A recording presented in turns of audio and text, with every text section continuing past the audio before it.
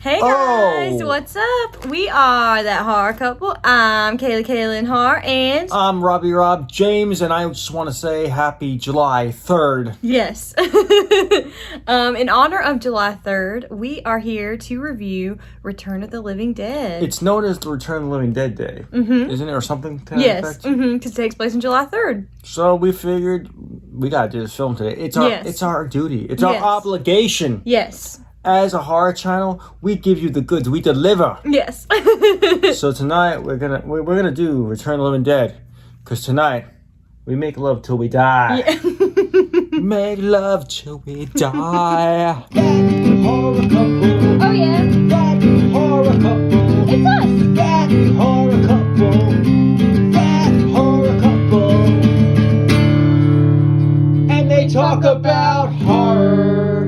Like and subscribe. Return of the Living Dead from 1985, directed by Dan O'Bannon. When two bumbling employees at a medical supply warehouse accidentally release a deadly gas into the air, the vapors cause the dead to rise again as zombies. Return of the Living Dead stars Clu Gallagher, James Karen, John Calfa, Tom Matthews, Beverly Randolph, Miguel A. Nunez Jr., and Linnea Quigley. So straight up, what do we like about this film? I loved the characters. I loved the little group of the punk kids. They had a random preppy girl in there. I just thought it was really cool. They were all friends and hanging out, chilling together.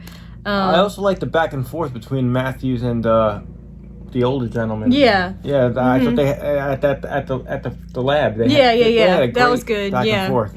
What I really love about Return of the Living Dead is it takes the same elements of Night of the Living Dead, but it makes it fun, like you're at a rock concert instead of an opera or something. Yeah, they took a zombie film, but it wasn't totally serious. Yeah. But at the same time, it wasn't totally silly. Yeah. So it had funny elements, but it wasn't a total joke, but it was fun, which I like about it. I feel like it was a good combination. So, no, I agree. And I feel like that's why this is a lot of people's favorite zombie film. Yes, I love it so much. The soundtrack is spot on. It's great. I was about to say that. Yeah, I love it so much. It's so good. There's a lot of punk bands on that soundtrack too. It's a rocking soundtrack for sure. It's really good. I feel like Linnea Quigley was definitely a standout in the film as Trash. Sexy as fuck. Do you ever fantasize about being killed?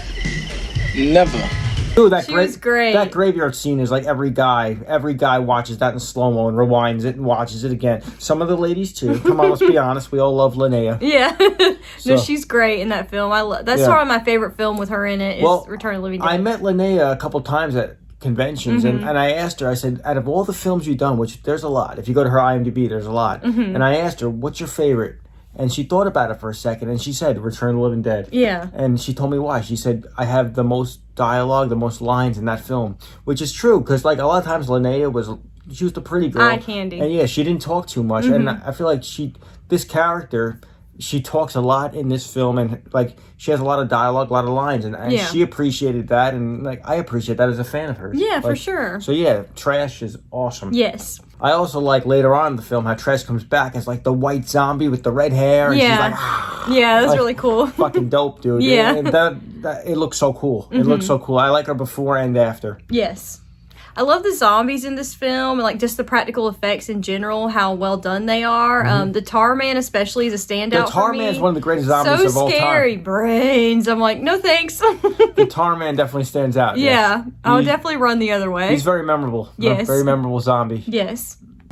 I love how the zombies were also clever in this film, that they could talk and yeah, they talked into the ambulance radio. They're like, more police. They were smarter than the fucking whisperers on Walking Dead, dude. Yeah. True. They were talking like them though. Yeah. They were kind of smart zombies. Yeah. Which is interesting. The setting of the story was great, how it was at a mortuary and right by a graveyard. I thought that was amazing. The characters of Freddie and Frank, how when they turned, they were turning so slow that they were still alive as they were decomposing. Right. That was pretty crazy. I love their banter back and forth, like I said, but that one scene you brought about, how like the rigor mortis is set in, but yet they're technically dead, but they're still aware of what's going on. Like, that's a freaky scene, and just scary. Imagine if you're going through that. It's like that's crazy to think about. Yes, so for sure. That's a wild scene. I don't think I've ever seen that before in a zombie film. No, I don't think so either. It's pretty original. It's a pretty original scene. The character of Spider is awesome, which is Reggie the Reckless's brother in Part 5 of Jason. Yes. I thought it was funny how his name is Spider in this movie, and Reggie from Part 5 Jason's like, "You afraid of spiders? You afraid of spiders on strings?" Yeah. And like in this movie, his brother's name is Spider. Yeah. So I just thought, I don't know, it's kind of like a little connection. That was great. I thought it was a little connection, maybe. Yeah. No, I love that. I love that actor. I think he's great. Oh, he's awesome. He's great in this film. It's definitely worth checking out. He's like more smart. He's like smarter in this film. Like I loved his character. There's no enchiladas in this one. There should be. Yes. So going into our dislikes of the film, there's not very many because this film is so great. One for me would have to be that some of the characters make some pretty dumb decisions along the course of the film. Tina locking herself in the church. I guess it was a church. With Freddie as he was turning, like at the end of his turning right into like a zombie. Like that was pretty dumb. Like I don't think I could have done that.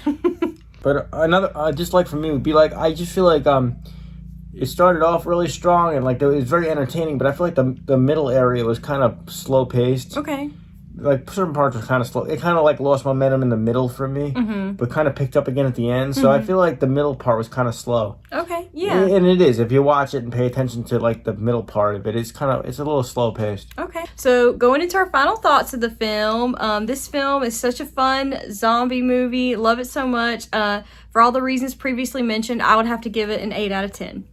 Yeah, I'm pretty much with you. Maybe a 7.5. 7.5? Okay. Yeah, fair. I think it's good. Yeah. It's good. It's up there. Yes.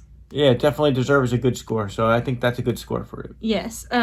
So if you're new to the channel, please hit that subscribe button down below. Like this video. Comment to us. Let us know what you thought of Return of the Living Dead.